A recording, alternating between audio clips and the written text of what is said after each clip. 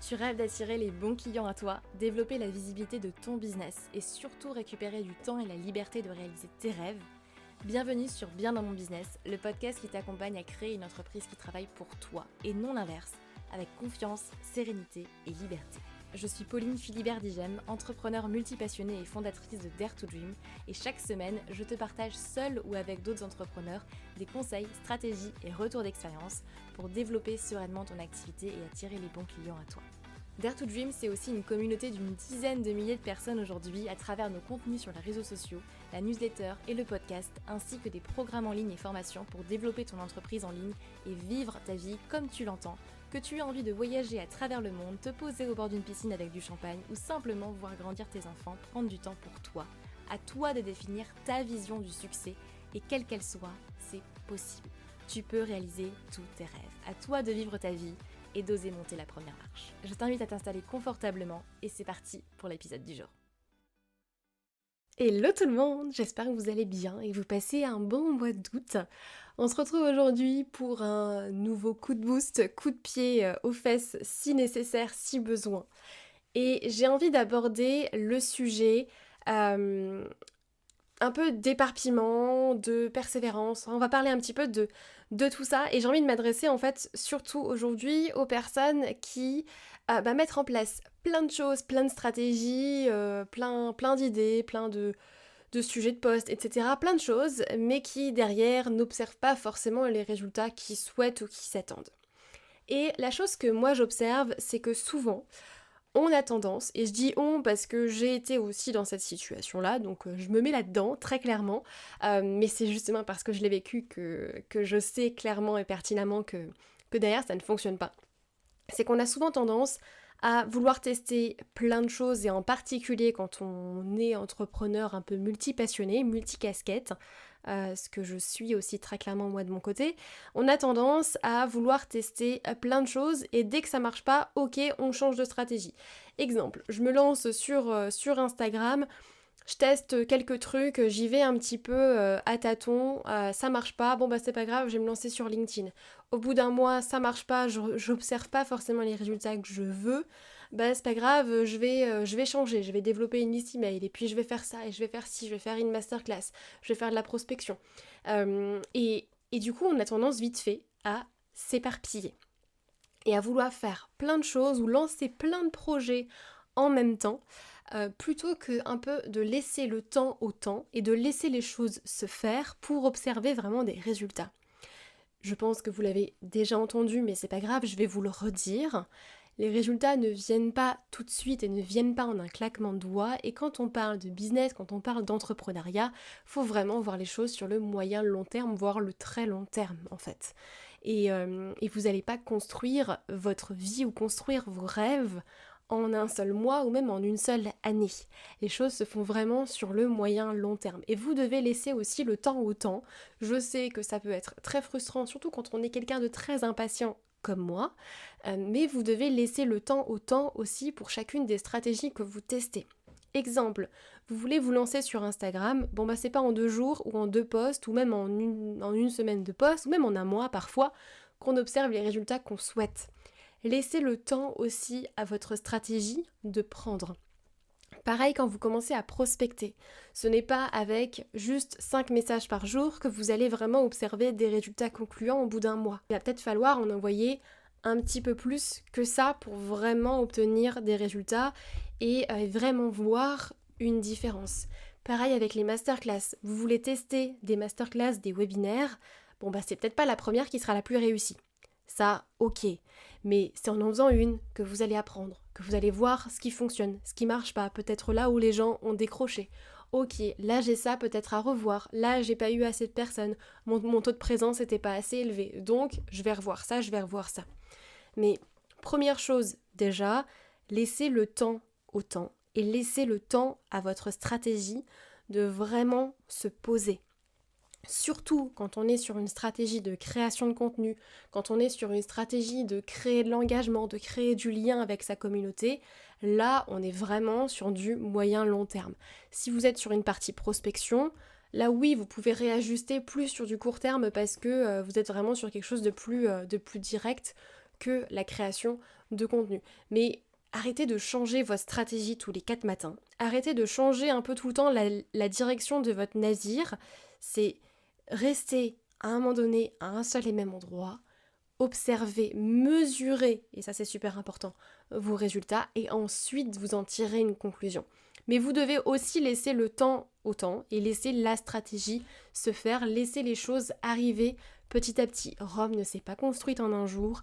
Alors oui, il y a des choses qu'on peut mettre en place si vous voulez des résultats plus rapides et sur le plus court terme, ça bien évidemment, mais à un moment donné, si vous voulez un business qui tient sur la durée et pas juste quelque chose d'éphémère avec un gros boom et derrière ça retombe, eh bien il va falloir aussi poser des briques pour derrière avoir des résultats sur le long terme. Je prends l'exemple du SEO où si vous décidez de créer un blog, eh bien votre blog il va pas vous ramener forcément des clients tout de suite. Par contre, ceux qui arrivent vraiment à récolter des clients avec leur blog, c'est ceux qui tiennent depuis quelques années. C'est normal en fait. Pareil avec votre site internet si vous partez sur une stratégie SEO. Pareil avec un podcast aussi. C'est exactement pareil, vous n'allez pas avoir des résultats tout de suite, mais c'est en persévérant et en continuant en fait votre stratégie que derrière vous obtiendrez les résultats que vous souhaitez. Je vous donne l'exemple de mon podcast aujourd'hui. Je l'ai créé en janvier 2021 et depuis janvier 2021, j'ai publié quasiment un épisode par semaine. Ça fait du coup 2 ans et demi que je publie des épisodes toutes les semaines. Alors j'ai fait une petite pause cette année de 1 mois, mais bon, c'est ok. Mais sinon, je publiais un épisode par semaine depuis janvier 2021. Et si on regarde un petit peu la courbe d'écoute du podcast, eh bien elle est tout le temps en croissance, mais au début c'était très faible en fait. Et si je m'étais juste calée sur les 3 premiers mois, eh bien clairement j'aurais vite abandonné. Donc essayez toujours de prendre du recul par rapport à vos stratégies et de regarder un petit peu j'allais dire la grande image, the big picture en anglais, mais vraiment de prendre du recul par rapport à tout ça et de regarder de façon macro en fait vos résultats et l'évolution. Ça c'est mon premier message, arrêtez vraiment de changer votre stratégie tous les 4 matins. Et ce qu'il faut faire, justement, parce qu'il ne s'agit pas non plus de foncer tête baissée dans une stratégie et ensuite au bout de 6 mois de se rendre compte que ça marche pas et que, entre guillemets, vous avez un peu perdu votre temps.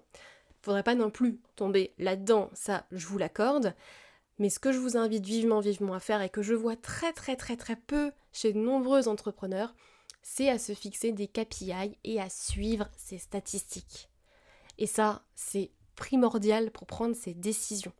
Et attention, c'est pas quelque chose qu'on fait une fois par mois, mais c'est quelque chose qu'on fait une fois par semaine. Les KPI, c'est vraiment ce qui va vous permettre aussi de vous dire « Ok, là je suis dans la bonne direction, je continue » ou là « Ok, il y a quelque chose qui coince cette semaine et je peux réajuster rapidement ». C'est ce qui va clairement faire la différence entre un entrepreneur qui à la fin de l'année se rend compte que en fait sa trésorerie est à zéro et qu'il y a clairement quelque chose qui ne va pas et là va falloir cravacher pour remonter la pente, ou un entrepreneur qui suit toute sa trésorerie toute l'année et qui anticipe aussi ses besoins. Bon là je parle de trésorerie, mais on peut faire exactement la même chose avec votre visibilité sur les réseaux sociaux, avec votre nombre d'abonnés à votre liste email, avec votre chiffre d'affaires, avec plein de choses en fait, mais à vous de déterminer aussi les bons KPI en fonction de la stratégie que vous voulez. Et derrière, à ajuster si besoin. Mais pas forcément à changer toute votre stratégie, mais juste ajuster et optimiser. Je vais vous donner l'exemple de la masterclass, parce que c'est clairement une stratégie que je maîtrise et que j'adore aussi de mon côté. Mais la masterclass, vous allez avoir plusieurs KPI que vous allez pouvoir vérifier. Exemple, votre taux de conversion de la page de capture.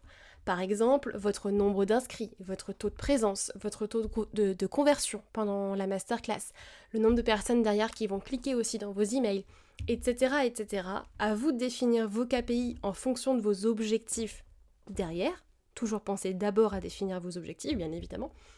Et ensuite, en fonction de vos objectifs et en fonction de vos KPI, une fois par semaine, vous allez vous dire « Ok, voilà mon objectif, voilà où j'en suis, est-ce que je suis dans le vert, est-ce que je suis dans l'orange, est-ce que je suis dans le rouge ? Si je suis dans le rouge, ok, qu'est-ce que je fais, quelle décision est-ce que je prends ? Si je suis dans l'orange, est-ce que c'est parce que j'ai été trop ambitieux et que les résultats vont venir mais il faut que je laisse un petit peu plus de temps ? Ou alors est-ce que il n'y aurait pas quelque chose à faire à ce niveau-là ?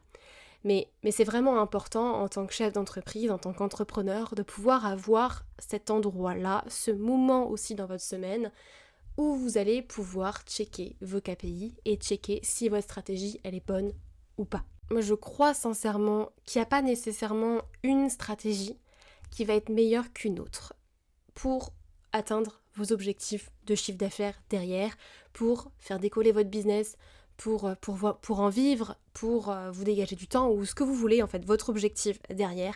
Il n'y a pas nécessairement une stratégie qui va être mieux qu'une autre. Par contre, il y a des stratégies qui vont être plus adaptées à vous, plus que d'autres stratégies. Exemple, LinkedIn n'est peut-être pas adapté à tout le monde. Instagram, pareil. Faire une masterclass, pareil. Parce que déjà, si vous n'êtes pas du tout à l'aise face à une caméra, c'est pas forcément ce que je vais vous recommander, mais il y a plein d'autres choses qu'on peut mettre en place. Donc, toutes les stratégies se valent, mais ne sont pas forcément adaptées à vous. Donc, première chose, c'est déjà choisir celle qui vous correspond, celle avec laquelle vous êtes le plus à l'aise aujourd'hui. Et ensuite, de définir ses KPI, de définir ses objectifs, et enfin, de laisser vraiment le temps au temps.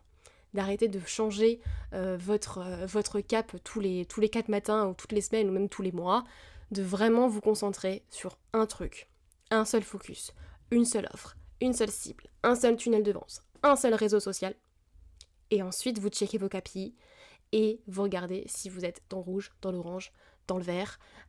Et là, vous pouvez ajuster, et là, vous pouvez prendre des décisions qui sont vraiment basées sur des chiffres et pas des ressentis, et des décisions qui sont bonnes pour votre entreprise. Voilà, c'était mon message du jour, mais arrêtez vraiment de changer votre stratégie tous les 4 matins et de penser court terme. Pensez long terme, moyen long terme, et pensez à checker vraiment vos KPI, checker vos statistiques pour derrière prendre de meilleures décisions.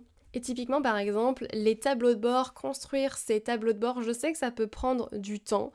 C'est pour ça que par exemple dans la Human Business Academy, vous avez des modèles tout faits pour vos tableaux de bord et pouvoir checker vos KPI et le faire régulièrement toutes les semaines.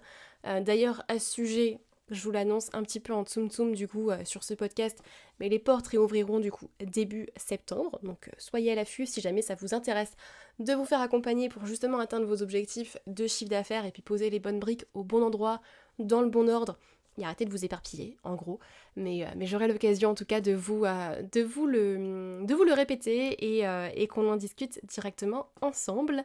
J'espère que cet épisode vous aura plu et puis je vous dis à la semaine prochaine pour un nouveau coup de pied aux fesses. Bye bye.